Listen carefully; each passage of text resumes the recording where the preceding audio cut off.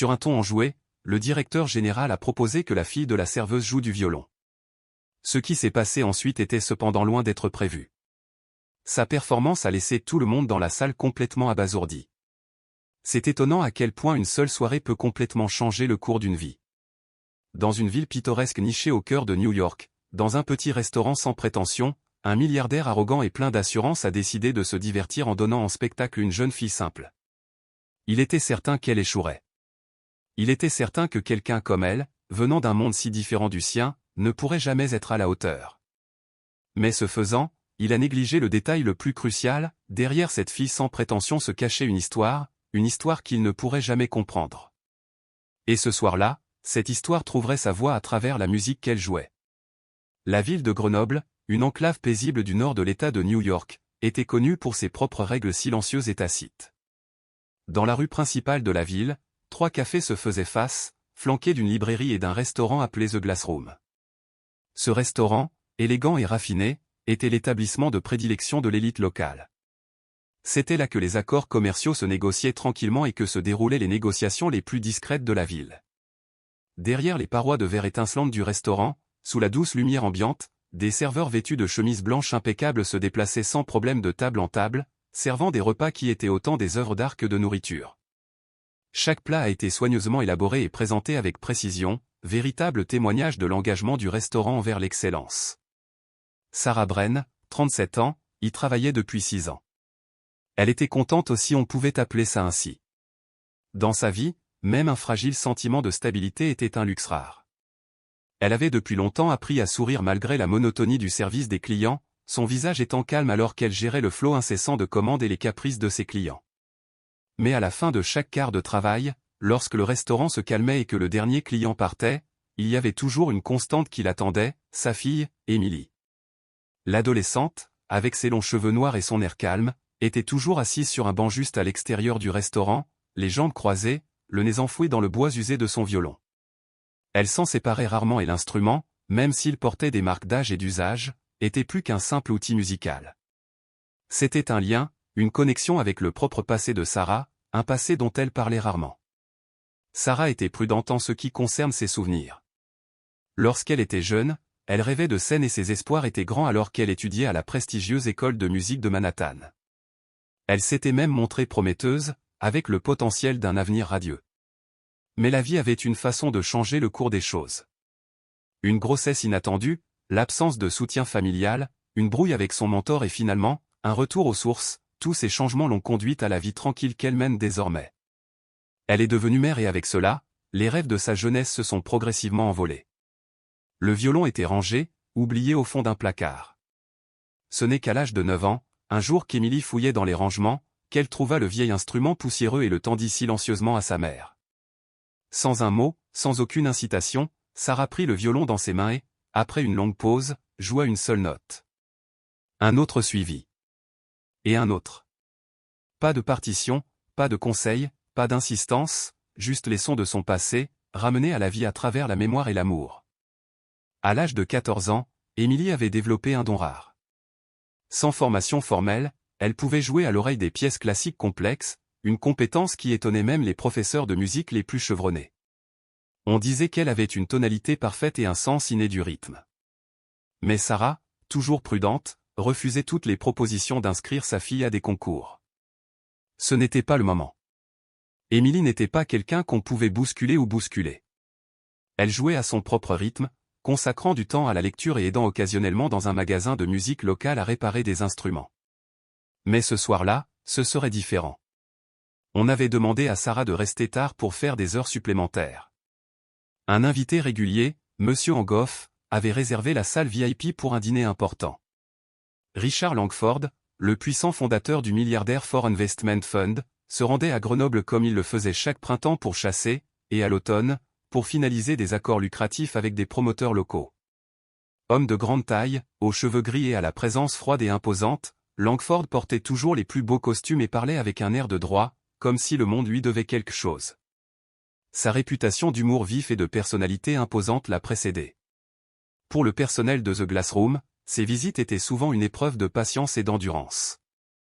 Alors que Sarah servait du vin, le regard de Langford se tourna vers le devant de la pièce. Leurs regards se croisèrent et avec un sourire narquois, il demanda « Est-ce votre fille, Sarah ?» Elle se redressa et hocha la tête, répondant doucement « Oui, monsieur ».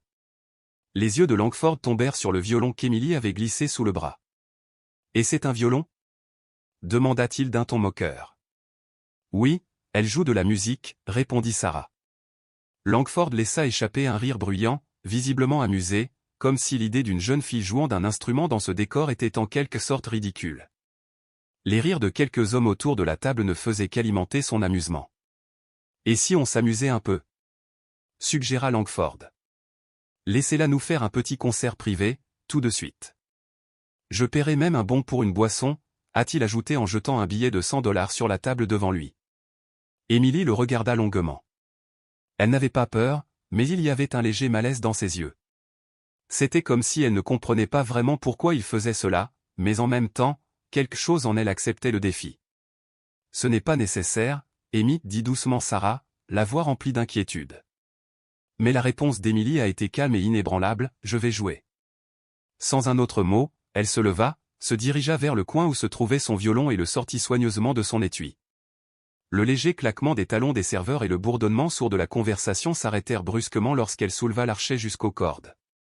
La pièce devint silencieuse et tous les regards se tournèrent vers elle. Langford sourit et s'appuya contre le dossier de sa chaise. « Voyons ce que vous avez, » dit-il, s'attendant clairement à quelque chose de inférieur à ses attentes. Emily inspira profondément et se mit à jouer. Au début, une seule note retentit légèrement fausse, peut-être, mais ensuite, avec une deuxième, puis une troisième, la musique commença à enfler, prenant sa propre vie. Ce n'était pas juste une chanson, c'était une histoire qui se déroulait à chaque note qui passait, gagnant en profondeur, en puissance et en émotion. Le son remplit la pièce, laissant derrière lui un lourd silence. Même les cuisiniers de la cuisine étaient émerveillés et regardaient par la porte entr'ouverte. Pour Sarah, debout là dans le calme, son cœur se gonflait de fierté au pas de peur, mais d'une fierté profonde et indubitable. Elle a reconnu la pièce. C'était une méditation de Mastato Besno Popham, un opéra qu'elle seule connaissait et qu'elle seule aurait pu partager avec sa fille. Mais c'était bien plus qu'un simple récital. Emily ne faisait pas que jouer, elle y mettait son âme. La musique était devenue une conversation entre mère et fille, un moment de connexion qui transcendait le temps et l'espace. Lorsque la note finale s'attarda dans l'air et s'éteignit, la salle éclata en applaudissements, plus fort que tout ce que Sarah avait jamais entendu. Mais personne n'a applaudi plus fort que l'homme assis de l'autre côté de la pièce, sa veste grise et ses cheveux argentés brillant sous la pénombre des lumières. Il a contacté Sarah immédiatement après la représentation. « Boston Academy of Music », dit-il d'une voix contrôlée mais teintée d'admiration. « Nous devons parler de votre fille. » Richard Langford, bien que toujours calme, ressentit au plus profond de lui un pincement au cœur. Il ne pouvait nier la puissance brute du spectacle auquel il venait d'assister, et le fait qu'il vienne de quelqu'un d'aussi modeste, quelqu'un comme Emily, ne faisait qu'alimenter sa frustration. Cette fille qui s'était produite devant lui dans un restaurant d'une petite ville plutôt que sur une grande scène possédait quelque chose qu'aucune de ses richesses ou de son influence ne pouvait acheter. « Eh bien, il semble que vous ayez une fille très douée, » dit Langford après une longue pause. « Une agréable surprise. » Sarah n'a pas répondu. Elle reprit simplement ses fonctions comme si rien d'extraordinaire ne venait de se produire. Emily, tranquillement, était revenue à sa place et avait soigneusement remis son violon dans son étui. Langford se tourna vers l'homme qui se tenait à côté de lui, qui s'était présenté comme étant Thomas Raigne. « Boston Academy of Music », répéta Langford, les yeux légèrement plissés. « Nous formons de jeunes musiciens à fort potentiel et je pense que vous en conviendrez, je viens d'assister à quelque chose d'exceptionnel. » Raigne est resté calme, son expression imperturbable. « Oui, nous offrons des bourses complètes. Logement, scolarité, repas. Nous pensons qu'Emily est précisément le type d'étudiant que nous soutiendrons. » La patience de Langford commença à s'épuiser. « Je pourrais offrir quelque chose de plus, » dit-il en élevant la voix pour que les autres personnes autour de la table puissent l'entendre. « Un instrument professionnel, un professeur de concert. Une carrière solo, mais il lui faudra bien sûr se montrer fidèle. » Raigne le regarda, légèrement surpris, mais la réponse de Sarah fut rapide.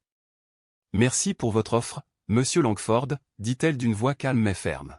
« Mais pour l'instant, nous sommes satisfaits de notre situation. » La frustration de Langford couvait sous la surface, mais il sourit légèrement, préparant déjà son prochain mouvement. Cette fille aux ce talent rare était une opportunité qu'il ne pouvait pas se permettre de perdre. Plus tard dans la soirée, après le départ des invités et le restaurant vidé, Langford s'est approché de Sarah une fois de plus, cette fois avec un ton plus sérieux. « Je comprends que vous vous débrouillez tout seul, » dit-il avec une pointe de respect. « Mais vous et votre fille n'êtes pas en mesure de refuser de bonnes offres. Je ne suis pas votre ennemi. Je vous propose de l'aide. » Les yeux de Sarah se plissèrent. « Tu veux acheter mon choix ?» murmura-t-elle, une pointe d'amertume dans la voix. « Acheter ma fille ?» Langford sourit, son sourire froid et calculateur. « Nous n'achetons que ce qui est à vendre. Le reste n'est qu'une question de temps et de circonstances. » À ce moment-là, Emily apparaît aux côtés de Sarah, d'une voix ferme et claire, « Nous ne sommes pas à vendre. Et nous n'avons pas peur. » Langford l'étudia un moment, le regard perçant. Il reconnut chez la jeune fille quelque chose qui ne pouvait être acheté, un esprit sauvage et indompté qui le frustrait plus que n'importe quelle transaction. Cette nuit-là, de retour dans leur petit appartement, Sarah était assise près de la fenêtre, les pensées lourdes. La lueur de l'écran de l'ordinateur illumina son visage alors qu'elle parcourait le site web de la Boston Academy, lisant l'offre qui avait été faite. Emily entra tranquillement dans la pièce, debout à ses côtés. « Pensez-vous que cela en vaut la peine ?» demanda-t-elle doucement. « Je ne sais pas, Amy, » répondit Sarah, la voix distante. « C'est un tout autre monde, une autre responsabilité. » « Pensez-vous que je n'y arriverai pas ?» demanda Emily, la voix teintée d'incertitude. « Je pense que tu le feras, » dit Sarah, sa voix s'adoucissant. « Mais j'ai peur de ne pas être là avec toi. Tu seras toujours là, même si tu es loin. » Sarah sourit doucement. Sa fille, autrefois si petite et si dépendante, grandissait désormais sous ses yeux. C'était presque comme si elle parlait en tant qu'adulte, ses paroles ayant un poids au-delà de son âge. Cette prise de conscience a à la fois effrayé et inspiré Sarah. Elle était impressionnée par le degré de maturité d'Emily, mais cela lui rappelait la distance que le temps met inévitablement entre le parent et l'enfant. Le lendemain matin, Sarah a finalement accepté de rencontrer Ren face à face. Ils se retrouvèrent assis ensemble dans le même restaurant, désormais étrangement vide, comme si le temps s'était figé, les entraînant dans une scène qui semblait suspendue entre passé et présent. Ren était calme, sa présence constante et attentive. « Sarah, commença-t-il, sa voix mesurée mais sincère. J'ai appris que tu as étudié un temps dans une école de musique. J'ai fait quelques recherches. Tu y avais une bonne réputation. J'ai étudié ton histoire, mais cela n'a pas duré.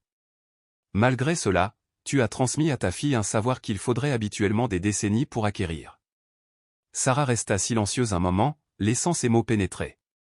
Puis, dans un murmure discret, elle répondit, « Je voulais qu'elle ait quelque chose qui lui soit propre, quelque chose qui n'appartient qu'à elle. Je veux qu'elle comprenne que le talent n'est pas une malédiction. Je veux lui offrir une chance sans condition. » Ren hocha la tête pensivement.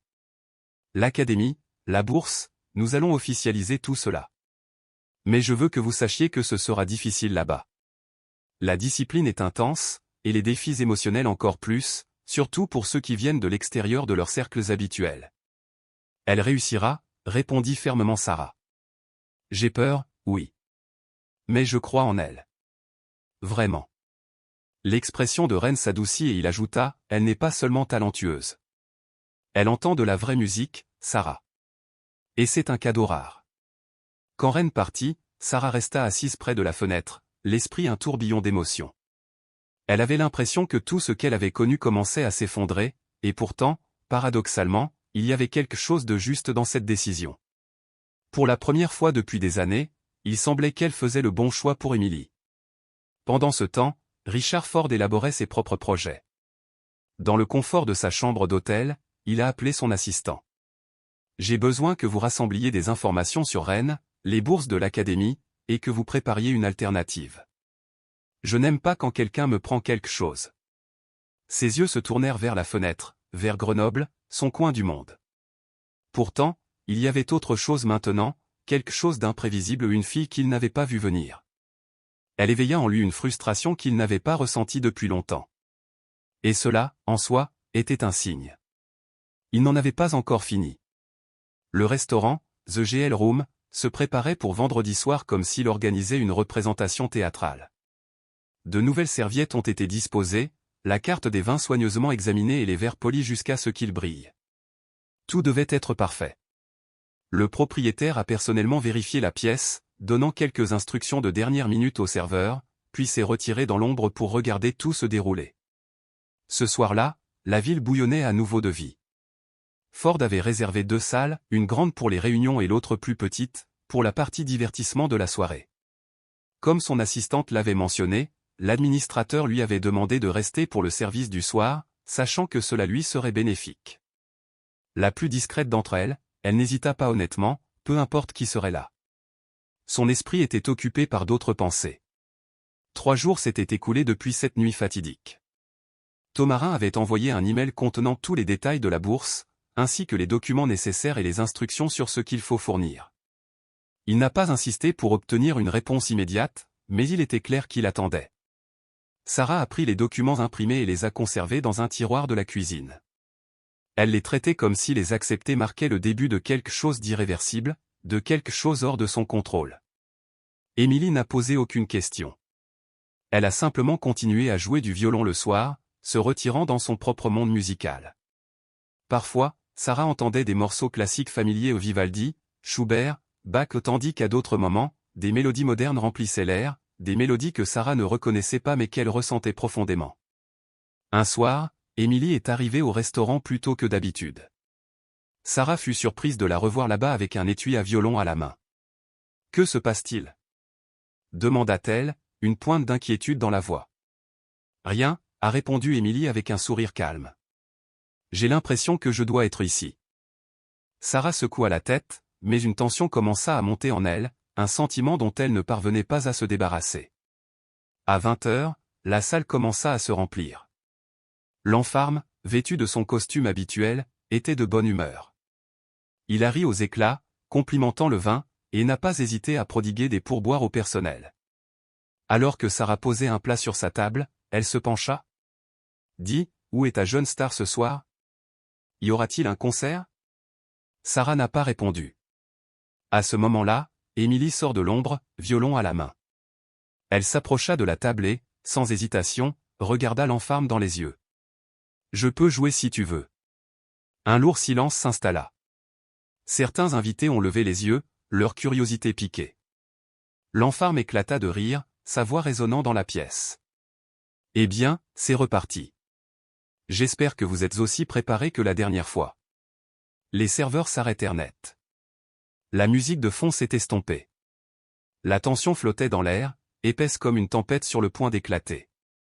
Émilie s'est positionnée près de la fenêtre, les lumières de la ville lui projetant une douce lueur. Dans la chaude lumière jaune, elle paraissait presque fragile, mais sa présence était indéniable. Elle leva son violon, usé mais très apprécié, et se mit à jouer. Cette fois, ce n'était pas de la musique classique. Elle avait choisi une pièce qui lui était propre, quelque chose de moderne qu'elle avait composé elle-même, inspiré d'une sonate. C'était audacieux, brut et loin du style académique auquel on aurait pu s'attendre, mais c'était honnête. La musique se déroulait par vagues, commençant par des notes douces et délicates qui ressemblaient à une douce pluie, puis se transformant en accords puissants qui déferlaient avec une énergie croissante. Émilie semblait indifférente au public, perdue dans son propre monde.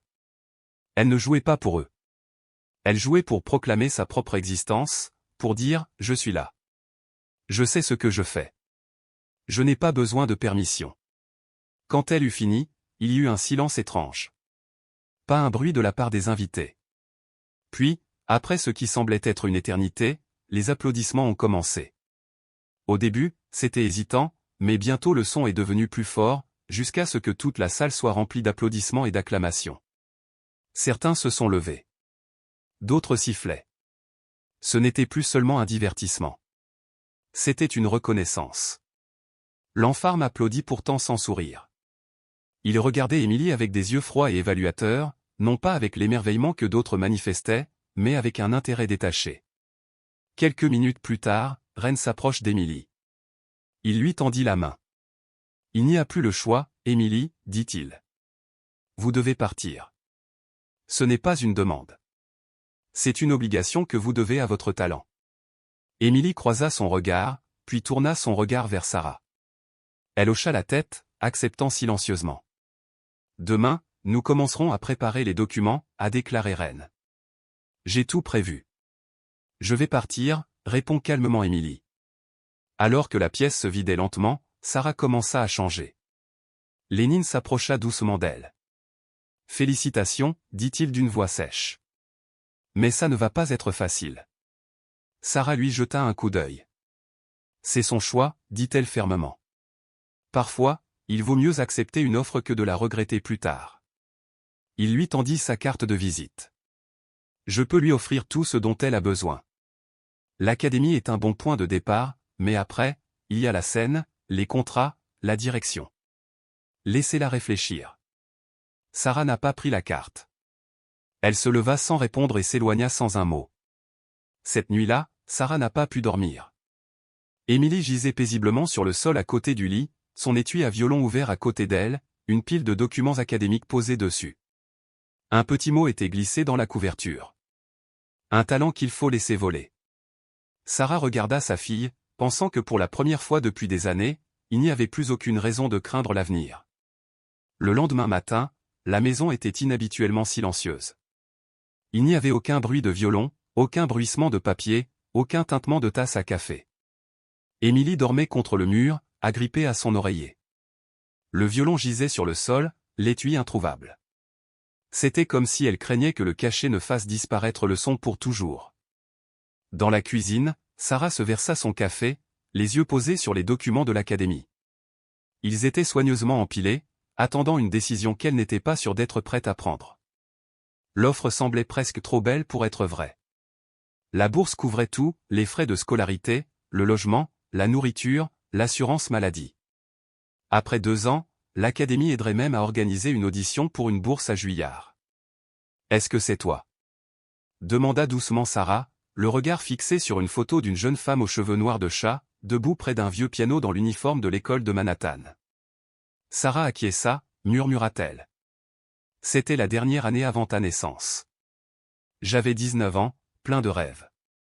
Je pensais que j'avais tout devant moi. Je m'entraînais 8 à 10 heures par jour. Les professeurs disaient que j'avais du potentiel. À l'époque, tout semblait possible. Ce qui s'est passé ? Demanda Émilie. Sarah fit une pause avant de répondre. Elle tourna la page et révéla la photo suivante, un jeune homme souriant tenant un violon lors d'une fête. Est-ce lui ? Émilie devina. Oui, répondit Sarah. Son nom était Martin. Il était plus âgé, il était doctorant. Nous jouions ensemble dans un ensemble et passions beaucoup de temps ensemble. C'était comme un film, de l'amour, des erreurs et de longues et interminables conversations. Quand je lui ai dit que j'étais enceinte, il n'a pas parlé au début. Puis il a disparu. Je suis restée seule. Mes parents ont été choqués. Ils ont refusé de m'aider quand j'ai décidé de te garder. Le professeur m'a conseillé de prendre un an de congé, mais je savais que je ne reviendrais pas. Tout s'est effondré. Je suis revenue. À Grenoble, tu as trouvé un petit boulot, et puis tu es née. Pourquoi ne me l'as-tu pas dit avant ? Demanda Émilie, les sourcils froncés. Parce que j'avais peur que tu penses que tu es la raison de tout ce qui n'allait pas, murmura Sarah. Émilie regardait sa mère en fronçant les sourcils. Ce n'est pas vrai. Je sais, dit doucement Sarah. Mais au début, ce n'était pas facile pour moi. Je pleurais la nuit, pas à cause de toi, mais à cause de tout ce que j'avais perdu. Et puis tu. Ces mots vacillèrent tandis qu'Émilie attrapait doucement son violon. À cet instant, Sarah réalisa quelque chose de profond, la musique n'avait pas disparu. Il avait simplement trouvé un nouveau vaisseau, il s'était jeté dans Émilie. Ils restèrent assis dans un silence, celui qui parle plus fort que n'importe quel mot. Sarah tenait une photo dans ses mains, tandis qu'Émilie tenait la sienne. « Je n'ai pas peur d'y aller, » dit soudain Émilie. « J'ai juste peur de te laisser derrière moi. » Sarah sourit, les yeux remplis de larmes. « J'ai peur aussi. Mais je ne te retiendrai pas. Tu dois y aller, pas seulement parce que tu es douée, mais parce que tu es prête. Je n'ai jamais été aussi courageuse quand j'avais ton âge. Tu n'es pas restée avec moi, Émilie, tu m'as élevée. Tu m'as élevée. Et cela signifie plus que n'importe quelle musique. » Sarah secoua doucement la tête. « Non, ma chérie. C'est de la musique, juste sous une forme différente. 2 jours plus tard, R arrivait en ville. Cette fois, il apporta les contrats, les accompagnateurs et les formalités de l'académie. Il ne s'est pas arrêté au restaurant, il est allé directement chez Sarah. Lorsqu'il aperçut Émilie qui l'attendait sur le pas de la porte, il sourit. « Tout est en place », a-t-il déclaré. « Nous partons demain matin pour l'Albanie. Nous avons un chauffeur. Tout est officiel maintenant, ta mère a signé tous les papiers. » Sarah s'avança. « Merci, dit-elle, sa voix pleine de sens. « Merci d'avoir attendu. »« Je n'ai jamais eu de doute, » répondit simplement R. Lorsqu'il est parti, Sarah a accompagné Émilie jusqu'à sa chambre. Sa valise était déjà faite et son violon reposait dessus, emmailloté dans un épais tissu. Sur la table de nuit se trouvait une enveloppe. D'une main tremblante, Sarah le lui tendit. « Lila en route, dit-elle avec un rire nerveux. Juste au cas où. Je ne sais jamais vraiment comment dire les choses importantes à voix haute. » Émilie prit l'enveloppe, la porta à ses lèvres et sourit. « Tout ira bien, dit-elle avec une certitude tranquille. Je sais. » Ce soir-là, Sarah est retournée au restaurant, non pas pour travailler, mais en tant qu'invitée. Le propriétaire fut surpris mais ne dit rien. Elle s'est assise près de la fenêtre, a commandé un verre de vin et a écouté un adolescent à la table voisine qui jouait du piano. Ses doigts trébuchèrent et sa confiance vacilla, mais ses efforts furent sincères. Elle sourit. Autrefois, elle avait été cette jeune musicienne incertaine. Et maintenant, elle était son avenir. Sa fille. Quelque part à l'étage, dans un bureau avec de lourds rideaux et un écran froid, le cadre d'Enfarm regardait une vidéo, la nouvelle star, la fille au violon qui a fait sauter le toit d'un restaurant grenoblois et a signé avec l'Académie de Rennes. Il ferma lentement l'ordinateur portable et regarda au loin. Puis, sans un mot, il appuya sur le bouton d'appel. « Donnez-moi une liste de jeunes projets musicaux prometteurs, » a-t-il dit. « Et dites à l'équipe juridique que je ne veux plus entendre un mot sur Anne dans cette affaire. » À 6 heures du matin, l'aéroport d'Albanie était quasiment désert. Émilie était assise près de la fenêtre, ses yeux suivant les mouvements lents des véhicules qui la guidaient à l'extérieur.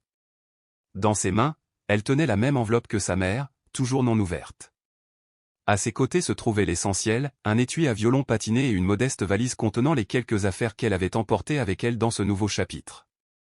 En face d'elle, Thomas Rennes parcourait une pile de documents imprimés. Son assistante, Kate, répondait aux emails sur son téléphone, calmement et sereinement. Personne ne se précipitait. Son vol n'était pas avant 40 minutes. Émilie inspira et déplia la lettre.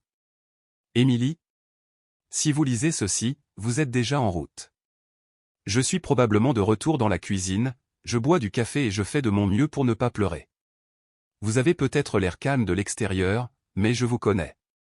Il y a une tempête en vous, cela a toujours été le cas, mais vous avez appris à la contenir. Tu es plus fort que je ne l'ai jamais été à ton âge. Plus sage. Plus honnête. Vous n'avez pas peur d'avancer. Je suis fier de toi. N'oubliez pas que la musique ne se limite pas à la scène. Il s'agit de vous, de votre vérité. Ne changez jamais pour répondre aux attentes de quelqu'un d'autre. Et si jamais vous vous retrouvez perdu dans le silence, sachez que je suis toujours avec vous, ne serait-ce que dans vos souvenirs. Avec tout mon amour. Maman. Émilie plia lentement la lettre. Les larmes ont brouillé sa vision, mais ensuite, elle a souri. Pour la première fois depuis longtemps. L'ami de l'Académie de Rennes l'avait envoyé dans la banlieue de Boston, dans un endroit où la musique vivait dans les murs d'un vieux bâtiment en briques qui servait autrefois de bibliothèque. Il y avait une haute tour, des escaliers en pierre et des salles de classe au haut plafond et aux murs insonorisés. Même l'air semblait bourdonner d'harmonie. Sa nouvelle voisine, une pianiste nommée Lily, jouait avec brio technique. C'était écrasant. Dans cet endroit, tout le monde semblait impeccable, certains jouaient avec une précision mécanique, d'autres avec un chaos émotionnel sauvage. Émilie ne se sentait pas à sa place, perdue dans la perfection qui l'entourait. Son professeur, le professeur Vincent, l'écoutait tranquillement.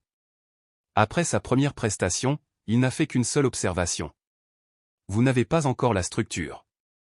Mais ce que vous avez, nous ne pouvons pas l'enseigner. Ce n'est pas une question de technique. C'est une question d'âme. Elle pratiquait 6 à 7 heures par jour. Parfois, elle pleurait. Parfois, elle avait envie d'abandonner. Mais chaque fois qu'elle se sentait faiblir, elle entendait la voix de Sarah résonner dans sa mémoire. C'est vrai, se dit-elle.